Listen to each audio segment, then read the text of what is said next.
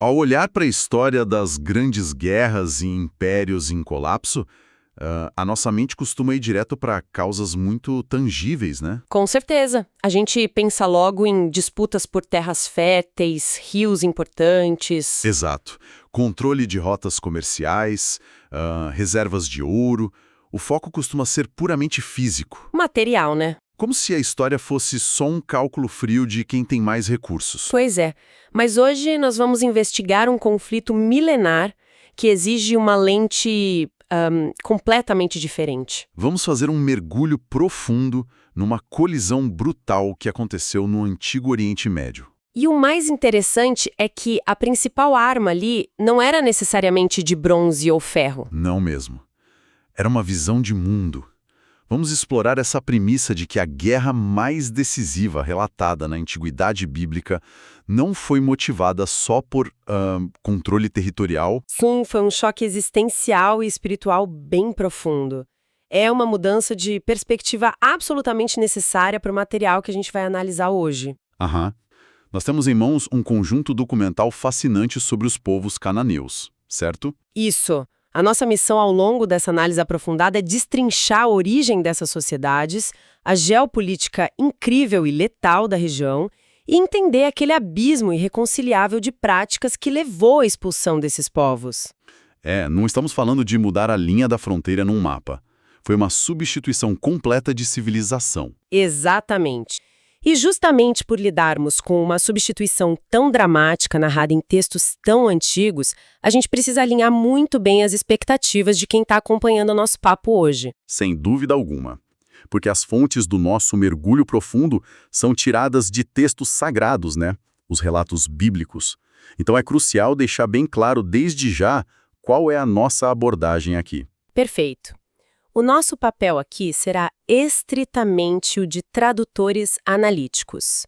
Nós vamos focar no conteúdo literário, na lógica interna e na narrativa histórica desse documento. Até porque o objetivo não é tomar partido, endossar dogmas ou validar crenças teológicas de ninguém, né? De forma alguma.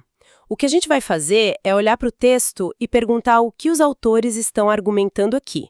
Qual era a mecânica social e moral descrita nessas páginas? Que é o que torna essa história tão impactante até hoje. Bom, cenário perfeito para começar.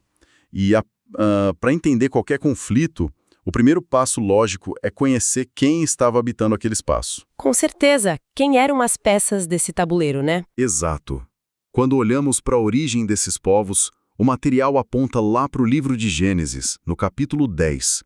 E a primeira coisa que o texto estabelece de cara é uma linha genealógica. Os cananeus não surgiram de um vácuo histórico. Não surgiram. O texto diz que eles são descendentes diretos de Canaã, que era filho de Cã.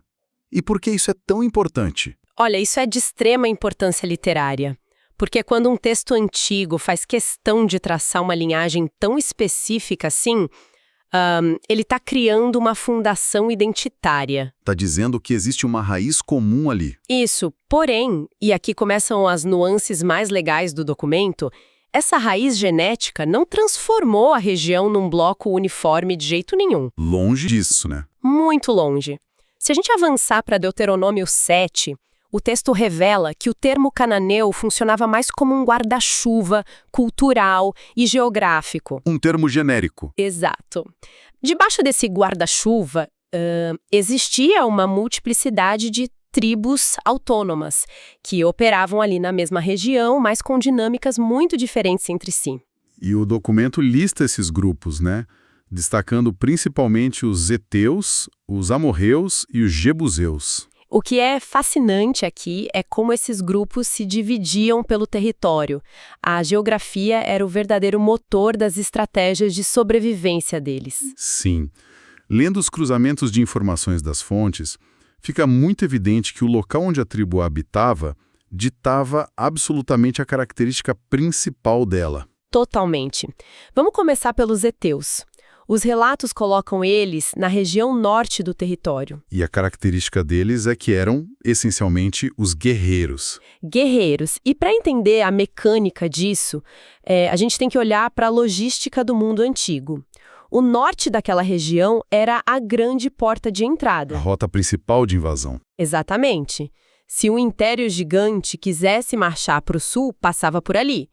Então, quem morava no norte não tinha o privilégio de ser pacífico, sabe? A geografia obrigava eles a formar uma linha de frente. Isso. Eles precisavam dedicar muitos recursos, o tempo deles, a juventude para treinar a milícia, construir fortificação. A guerra não era uma escolha para eles. Era uma imposição do código postal, né? Haha, basicamente isso. O que nos leva ao segundo grupo, e aqui a dinâmica muda completamente. Os amorreus. O texto localiza o pessoal nas montanhas, e a característica deles é muito curiosa. Eles são descritos como políticos. Aham, os políticos da região. Mas confesso que, lendo isso, me gerou uma dúvida. Como que morar no topo de uma cordilheira transforma uma sociedade inteira em especialistas políticos? É uma conexão brilhante que a narrativa histórica faz. A política no mundo antigo nasce muito da vantagem logística. Pensa no pesadelo que é mover um exército invasor montanha acima. Nossa, as linhas de suprimento quebram, o pessoal cansa. Exato, e quem está lá em cima tem a vantagem absoluta. Como os amorreus estavam protegidos por essa muralha natural de pedra, eles não precisavam viver em estado de alerta o tempo todo igual os hiteus. Ah, faz sentido. Eles tinham segurança e tempo. E com segurança e tempo, se desenvolve a diplomacia. Eles controlavam os desfiladeiros, cobravam pedágio, ditavam quem podia cruzar as rotas vitais. O poder deles não vinha da espada, mas da orquestração ali nos bastidores. O terreno elevado dava esse poder. Exatamente. A montanha era um trono natural para negociações. E, por fim, o texto nos apresenta os jebuseus. Que ficavam no centro, controlando especificamente Jerusalém. Isso. E olhando para essa distribuição toda, o que você percebe?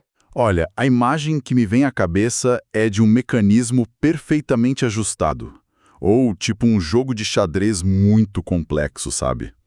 Uma estratégia de tabuleiro. Exato. Tem a linha de frente blindando o norte, os estrategistas nas montanhas operando sem derramar sangue e o núcleo fortificado no centro, que é o coração do negócio. É uma engenharia social incrível. Eles criaram um ecossistema de defesa muito resiliente. Mas aí que tá.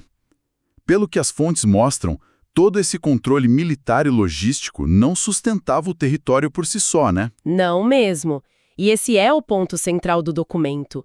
O pilar de uma civilização antiga não era só a muralha de pedra, mas a força das práticas espirituais e culturais. A religião era a lente de tudo. De tudo. Não era algo separado do dia a dia. E é aí que a gente chega no motivo do colapso desse ecossistema todo, a colisão com Israel. Beleza, vamos analisar isso com calma. Porque quando Israel entra no território, não é só um exército cruzando uma fronteira física. É um choque brutal de estruturas morais. Um contraste profundo. E as fontes trazem 3 pilares dessa diferença: Deus, sacrifício e moralidade. Vamos pelo primeiro. Deus. Do lado de Israel, a novidade do monoteísmo. Um único Deus. Do lado cananeu, aquele politeísmo cheio de deuses da natureza. E a diferença disso na prática é monumental. No politeísmo de Canaã, a relação com os deuses era estritamente transacional. Como assim, transacional? Tipo uma troca comercial? Exatamente. O universo era instável, as forças da natureza competiam. Se desse uma seca terrível, eles não achavam que era uma falha moral. Achavam que o deus da chuva estava bravo ou perdeu uma briga. Então a solução era oferecer um suborno maior. Sim, uma oferta melhor para apaziguar o clima. Era pura negociação baseada no medo. Já o monoteísmo que Israel traz tem uma lógica oposta. Uma entidade que exige um código ético e não só presentinhos. Exato. E é investigando qual era a moeda que os cananeus usavam nessa negociação cósmica que a gente chega no segundo pilar. O sacrifício. E aqui o negócio fica bem sombrio. Porque Israel estabeleceu o sacrifício de animais, mas Deuteronômio 12 aponta que os cananeus praticavam sacrifícios humanos. Sim, incluindo crianças queimadas em rituais para apaziguar as divindades. Caramba! E como isso reflete na sociedade como um todo? Olha, isso levanta uma questão importante sobre a psicologia de um povo. Quando o sacrifício humano é uma instituição central, aprovada pelas autoridades, a definição de ser humano muda. A vida perde o valor, né? Perde o peso sagrado, vira uma ferramenta utilitária, um recurso descartável para ter uma colheita melhor ou vencer uma guerra. Mas espera aí, deixa eu fazer o papel do advogado do diabo aqui. Lendo relatos tão extremos, não seria muito conveniente para um povo invasor como os israelitas simplesmente pintar o inimigo como um monstro? Tipo uma propaganda de guerra? Isso. Dizer, olha, eles sacrificam os filhos não seria a desculpa perfeita para tomar as terras deles? Como a gente sabe o que é corrupção moral real e o que é só o vencedor escrevendo a história? Essa é a grande questão que qualquer analista moderno tem que fazer. E é por isso que nós estamos atuando só como analistas da lógica do texto. Na cosmovisão apresentada no documento, não era propaganda bélica. Era a constatação de um abismo incompatível mesmo. O texto sustenta que o sacrifício humano era sistêmico em Canaã. E dentro da lógica literária deles, se a sociedade normaliza matar no altar, essa desvalorização da vida vaza para as outras áreas. Perfeito, o que nos conduz ao terceiro pilar da colisão, a moralidade. Porque se a vida humana pode ser descartada para agradar um Deus, como é que esse pessoal vai tratar o órfão ou o parceiro comercial na praça pública, né? Exato. E o documento faz um contraste brutal. Israel chega com a lei, um código rígido de proteção comunitária. E do outro lado, o que Levítico 18 chama de corrupção total. O texto lista um monte de práticas que mostram o esfacelamento da confiança e do respeito nas relações humanas deles. Ou seja, uma sociedade que não protege a vida no altar também não vai ter justiça nos tribunais. Para os israelitas descritos na narrativa, os cananeus não eram só vizinhos novos. Eram uma ameaça existencial a tudo que eles acreditavam. Tentando visualizar isso, eu diria que não é nem como dois exércitos brigando. É tipo tentar rodar dois sistemas operacionais completamente incompatíveis no mesmo computador. Nossa, ótima analogia. Né? Os comandos são opostos. Um sistema opera na proteção jurídica e reverência à vida, o outro opera na barganha utilitária. O choque é estruturalmente inevitável. Mais cedo ou mais tarde, o sistema entra em colapso. E é aí que a coisa fica realmente interessante.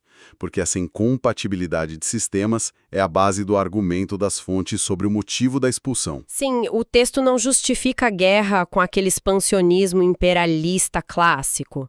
Pela lógica interna, não era sobre tomar campos de trigo para ficar mais rico. O documento trata a expulsão como um imperativo moral, como um juízo.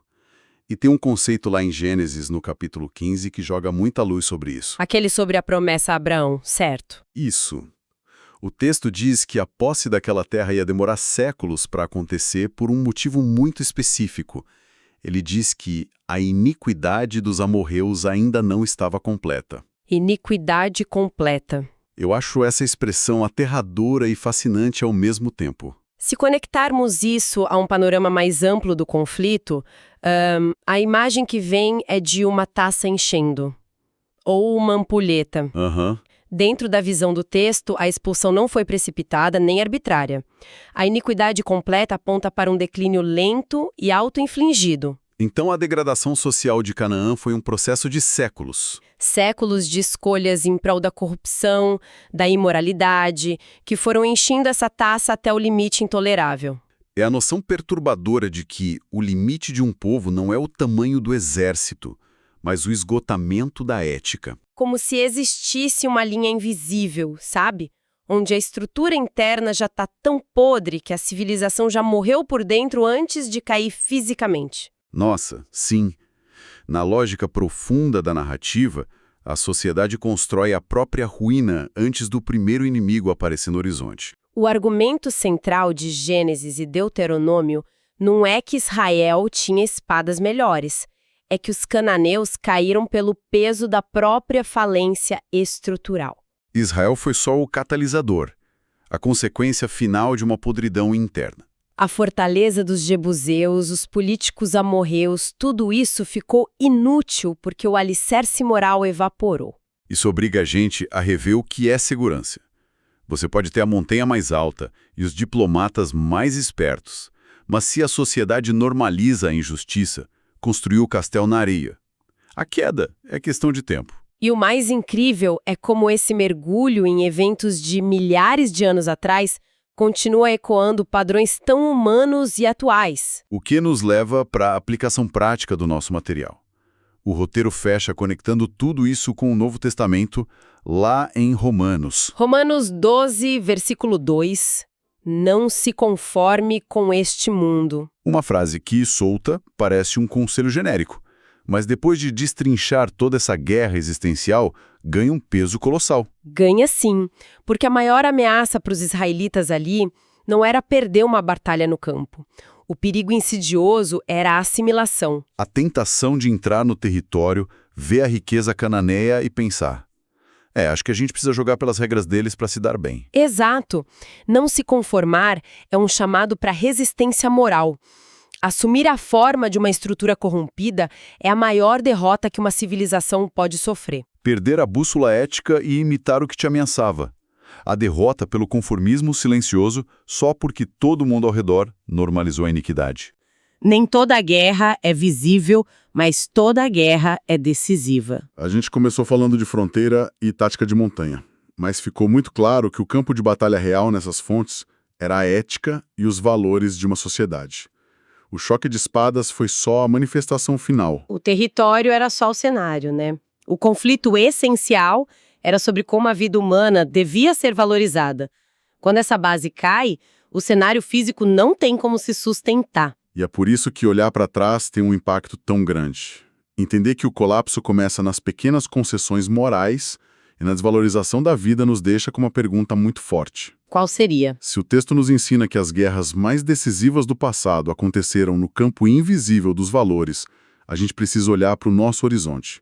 Quais são os confrontos invisíveis de hoje? Gastando silenciosamente a ética da nossa sociedade sem que a gente perceba a iminência de um colapso.